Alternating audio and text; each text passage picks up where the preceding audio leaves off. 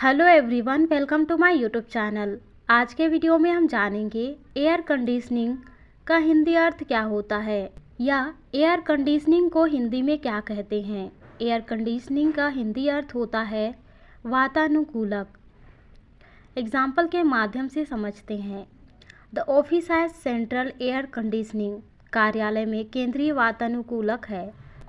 अर्थात ऐसे ही daily words meaning जानने के लिए चैनल को सब्सक्राइब ज़रूर करें। वीडियो पसंद आई हो तो लाइक करें। Thank you so much for watching my videos.